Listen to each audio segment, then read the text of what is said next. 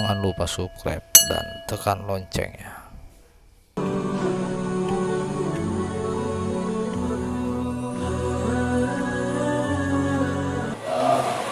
Jadi kita baca semuanya ya. Bismillahirrahmanirrahim. Kita senantiasa berupaya untuk memperbaiki bacaan karena menjadi sebuah catatan penting. Rasulullah Shallallahu Alaihi Wasallam pernah bersabda, al-jannatu mushtaqatun li arba'ati nafar. Surga itu merindukan 4 golongan. Nah, satu saja kita ada di golongan tersebut luar biasa. Salah satunya ada 4. Ada berapa, Mas? 4. Talil Quran. Pertama adalah orang yang pandai membaca Al-Quran, kemudian berupaya untuk mengamalkan apa yang terkandung dari isi Al-Quran. Karena membaca saja tanpa mengamalkan tidak akan berdampak dalam nilai-nilai norma kehidupan. Maka bahasanya adalah tahlil Quran, ya, pandai menjadikan dirinya sebagai Qurani. Jadi kalau dikatakan Rasulullah adalah Quran yang berjalan, contoh yang dinyatakan oleh Allah isi Al-Quran, yang kita pun kalau pengen dirindukan surga, hendaknya baca Qurannya disertai dengan pengamalkannya, baru menjadi orang yang dirindukan oleh surga. Apa mengamalkannya? Banyak. Menjadi pelajar yang sesuai dengan tuntutan Quran, menjadi pengajar yang sesuai dengan tuntutan Quran, menjadi pedagang yang sesuai dengan tuntutan Quran. Tuntunannya selalu akan ada. Menjadi pendakwah, awal dari pendakwah itu baca gampang tapi ngamalinnya susah, maka nggak masuk dalam kategori talil Quran ketika apa yang didakwakannya tidak dilakukan oleh sendirinya. Ya, bahasa kerennya jargon, ngajar tapi orang dilakukan.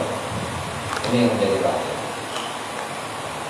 Jadi mengajak orang ke jalan Allah tapi dirinya belum menemukan jalan Allah, mengajak orang berbuat baik tapi dirinya belum baik, mengajak diri orang baik itu menjadi pribadi yang takwa padahal dirinya belum takwa. Hati-hati, Mas, nggak masuk dalam kategori yang baru satu aja itu talil Quran. Dirinduinya sih jelas. Kalau sampai nggak mungkin ya orang yang nggak baik dirindukan surga. Jadi yang dirindukan surga adalah orang yang baik, orang yang saleh. Tuh, ya senantiasa baca Qurannya itu, nur cahaya Qurannya itu, huruf demi hurufnya itu masuk ke dalam jiwanya, maka benar nggak akan berbenturan. Bahwasanya Rasulullah pernah bersabda, membaca satu saja huruf Quran dibalas dengan 10 kebaikan. Tapi dengan sebuah catatan, jangan pembahasan pendek. Wah, baca Quran saya sehari 25 juz lah, berarti dikali berapa? 5 juznya syukur, alhamdulillah. Tapi dampak dari bacaannya itu harus ditanggungjawabkan oleh dirinya. Baca Quran getol, bohong getol, gak nyambung, Pak. Baca Qurannya getol, sama orang lain tinggal lakunya nyebelin. Wah, masih berani nipu sama orang. berani melakukan penzaliman terhadap diri orang. Nah, nggak nyambung. Nggak nyambung. Ya. Nah, ini kita belajarnya menjadi beneran.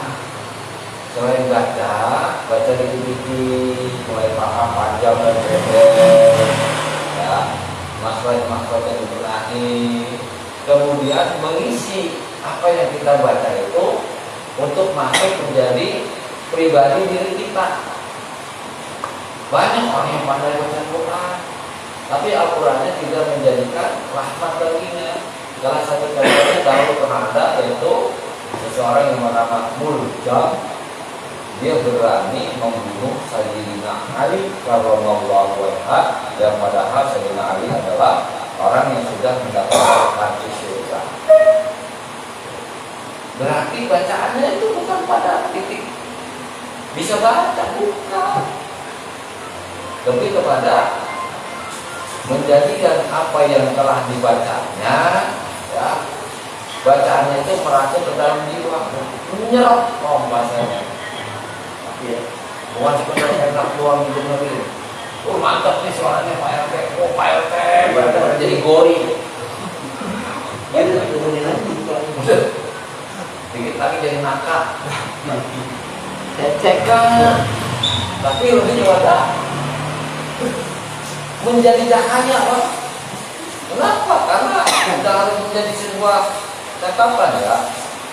Idza dzikirallahu wajilat qulubuhum wa idza tuliyat 'alaihim ayatuhu zadatuhum. Di mana kata Allah, pastinya orang yang beriman itu tatkala diingatkan nama Allah maka bergetarlah hatinya.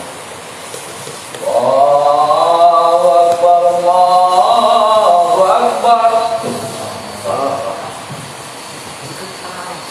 Ada apa? Ada magnet yang besar, loh, buru-buru menjemput rahmat dari Allah. Halo, pengumuman lewat WA-nya grup yang dikirimkan oleh ketua DKM. Bergetar harusnya, karena itu sama aja. Idza dzukirallah, diingatkan bahwa malam ini ngaji. Oh iya. Ada kegiatan lain, saya atur. Kalian gak penting banget, kecuali yang sangat penting. Bahasanya ini fardu ain. Kalau ini fardu ain, ini fardu ibadah, berarti yang menang adalah fardu ain. Sunah-sunah mah kawan dengan cepat seperti ini.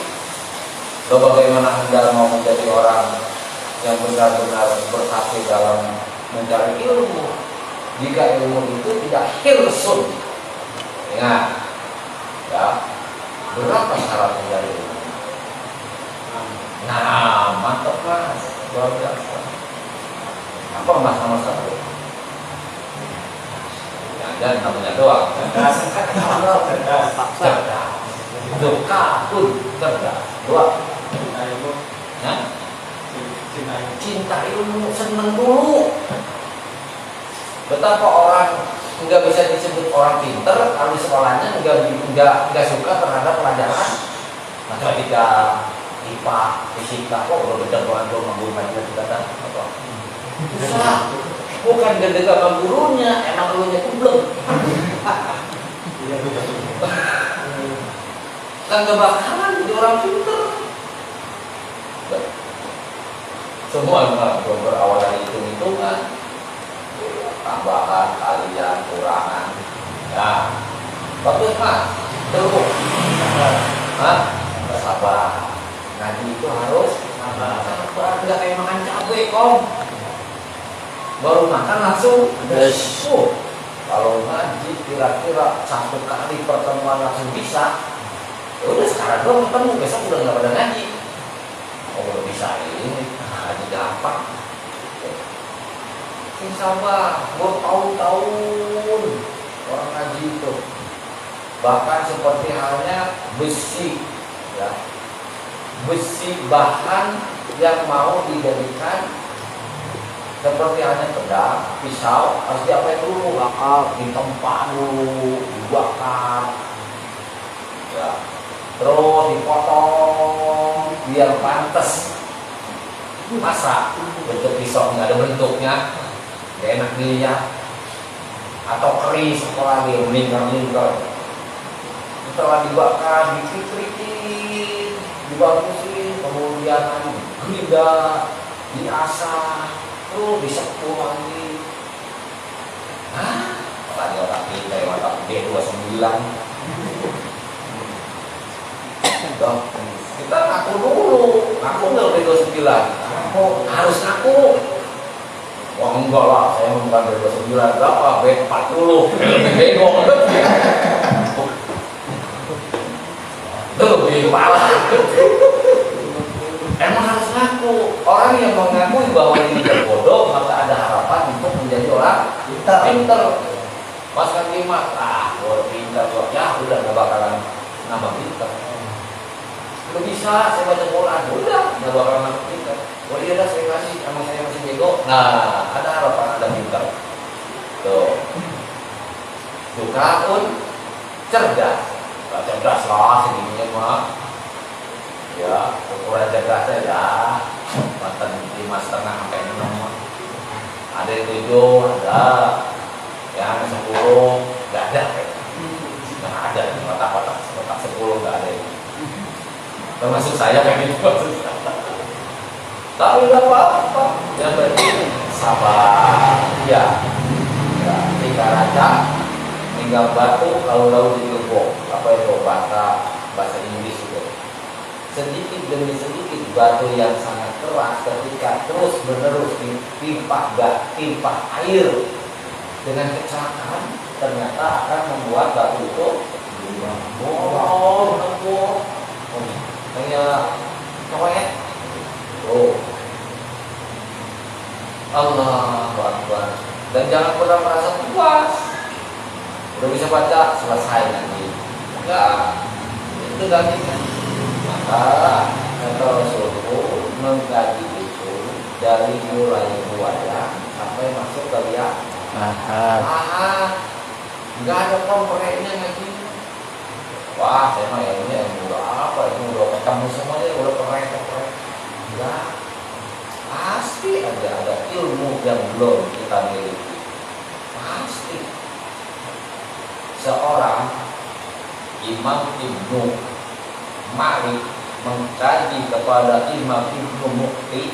Imam itu gelarnya bukan sembarangan, bukan imam masjid, imam sholat, bukan imam besar. Imam, ya, Imam Syafi'i, Imam Ahmad Hambali, Imam Hanafi. Gelar imam itu orang yang sangat luar biasa, profesor, 3 kali profesor,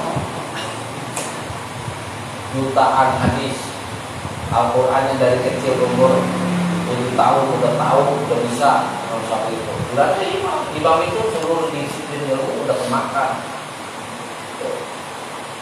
Udah belajarlah saat itu Imam Ibnu Malik kepada Imam Ibnu Mukti, seorang jago alat alfiah, ilmunya ilmu nahwu. Saking hebatnya Imam Ibnu Malik, misalah 2000 syair yang diciptakan oleh Imam Ibnu Mukti diringkas menjadi 1000 syair. 2000 menjadi 1000, jadi 2 dijadiin 1. Hebat nggak? Digubah kalau kayak lagu mah. Dan kelasnya itu menyampaikan isinya itu sama persis. Ada gitunya tuh orang. Jadi kata-kata yang panjang banget diringkas. Ada kan ringkasan rangkuman. Nah, rangkuman lah kurang lebih lah.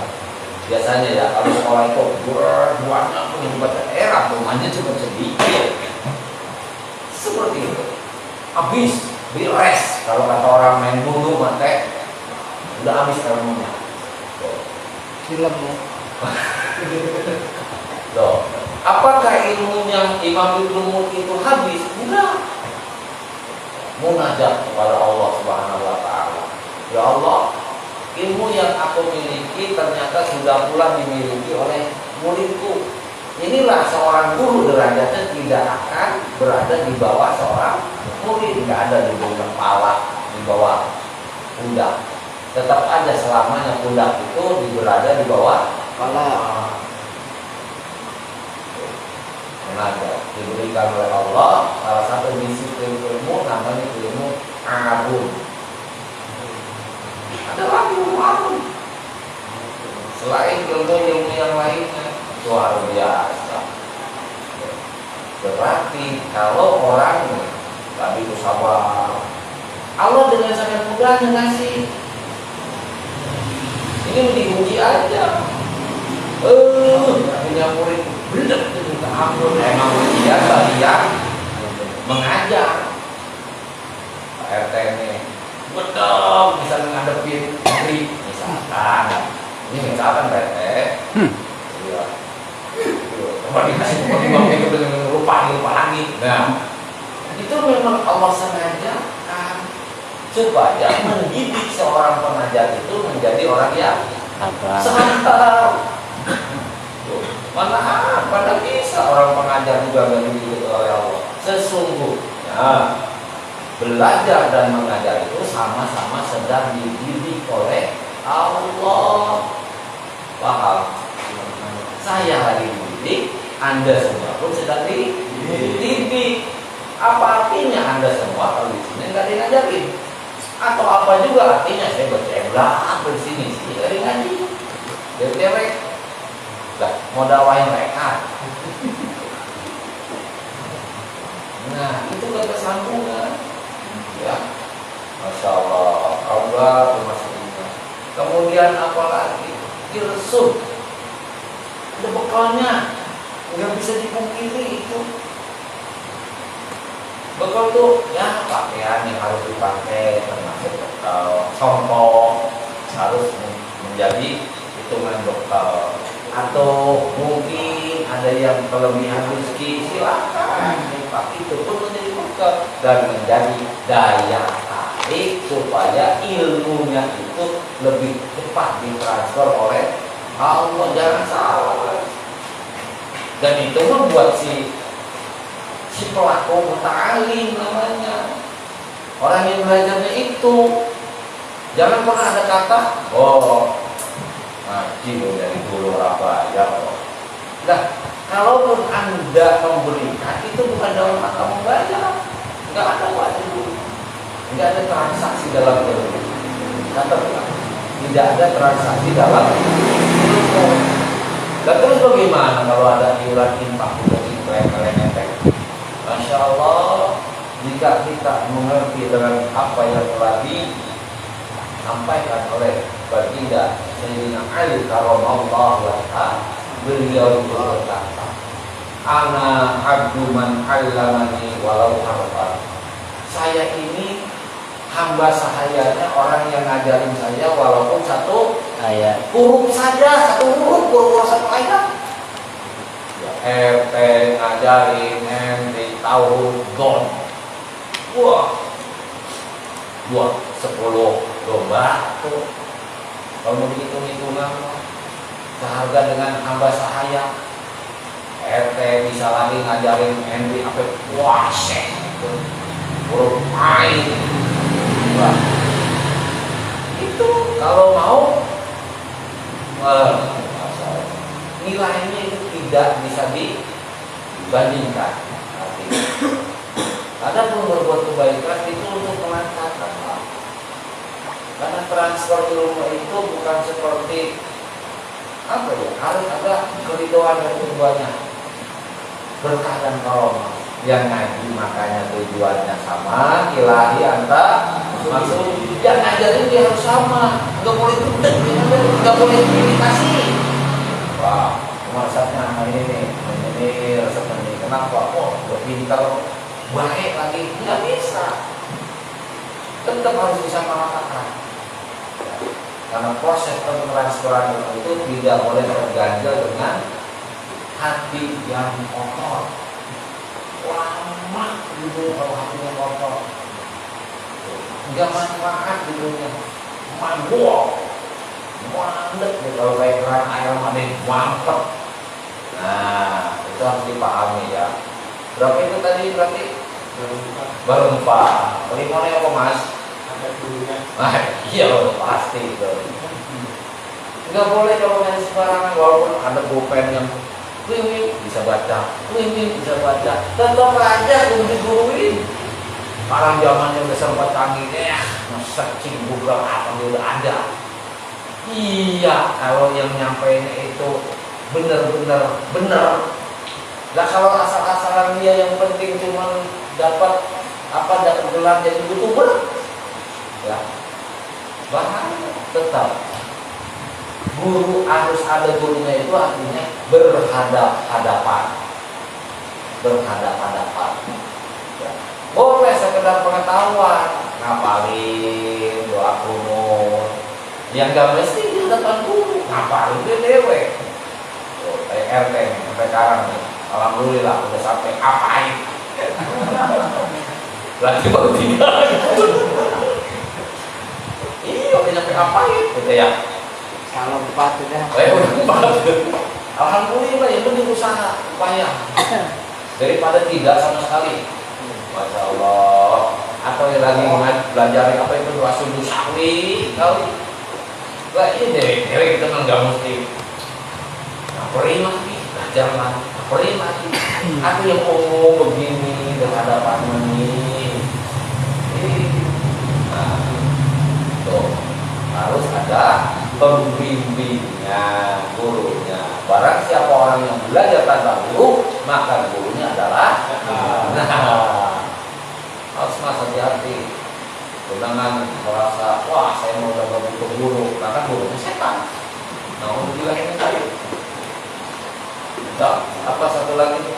Maaf, Membutuhkan waktu yang lama. lagi nggak bisa bertahan, ya.